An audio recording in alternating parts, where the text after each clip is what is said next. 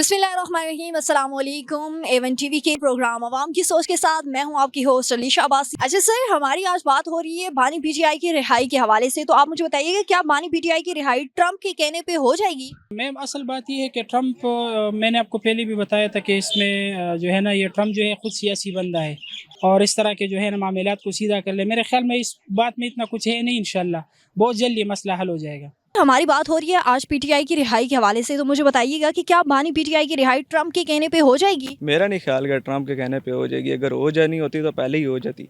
अच्छा, इसी हवाले से हमें ये सर भी कुछ बताना चाह रहे हैं, आइए इनसे भी सुनते हैं। इमरान खान खुद आएगा तो शिकार पाएगा। सर, आज हमारी बात हो रही है इमरान खान की रिहाई के हवाले से, तो आप मुझे बताइएगा कि क्या बानी पीटीआई की रिहाई ट्रंप के कहने पे हो जाएगी? होनी चाहिए, किसी तरह हो, हम तो इसे आज़ाद देखना चाहते हैं। सर, बानी पीटीआई की रिहाई के हवाले से आज मेरी बात हो रही है, तो मुझे बताएं कि आपको लगता है कि बानी पीटीआई रिहा हो पाएगा? नहीं, जब तक तो ये हुकूमत है ये रिहा नहीं करेगी, क्योंकि अगर इनको पता है कि अगर वो बाहर आ गया तो फिर ये अंदर हो जाएंगे।